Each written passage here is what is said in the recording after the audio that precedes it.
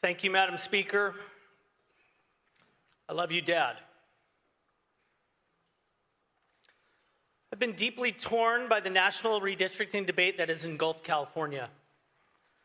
Beyond its vastly consequential political implications, this issue has profoundly impacted me personally, because indelibly seared in my consciousness is the memory of my father working tirelessly over decades to create the independent redistricting system about which we now debate.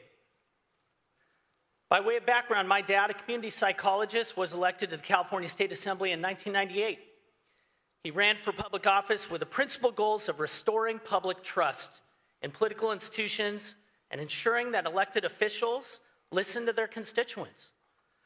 To effectuate those ideals, he believed that the independent redistricting system was necessary.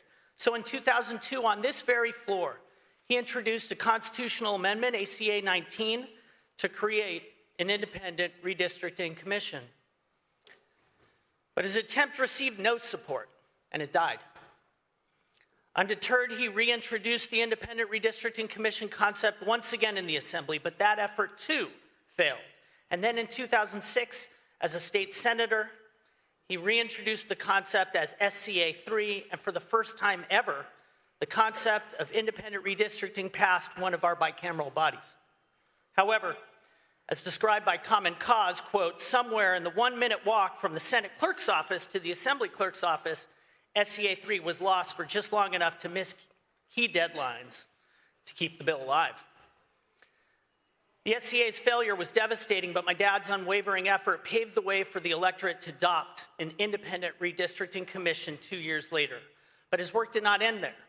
Upon going to Congress in 2012, the first piece of legislation he introduced was H.R. 2978, the Let the People Draw the Lines Act. This legislation would have required that all states establish independent redistricting commissions. Tragically, the legislation was met by political headwinds and died. But despite that, my dad pressed forward on his quixotic request to establish reform on a national level because he knew that a system in which some states had districts drawn independently and others don't was fundamentally unfair. Because Congress refused to hold a vote on his measures, he commenced advocating for reform in the courts. In 2015, he led an amicus brief in support of Arizona's right to form an independent commission, and then in 2017, he led an amicus brief in Gill versus Whitford, which he asked the Supreme Court to declare political gerrymandering to be unconstitutional. Although the court did not do so, Justice Kagan, in an opinion by Justices Ginsburg, Breyer, and Sotomayor, cited my dad's brief, writing, "The congressional brief describes a cascade of negative results from excessive partisan gerrymandering, indifference to swing voters and their views, extreme political positioning designated to placate the party's base and fend off primary challengers, the devaluing of negotiation and compromise, and the impossibility of reaching pragmatic bipartisan solutions of the nation's problems." I vigorously agree with the evils of gerrymandering described in my dad's brief and cited by Justice Kagan. That notwithstanding, because Texas has now shamelessly affected the national balance of power, our nation's democracy is faced with the exigency of existential dimensions. If unaddressed, Texas actions which occurred without the vote of its populace will disenfranchise Californians. And we must not allow Californians' voices to be silenced.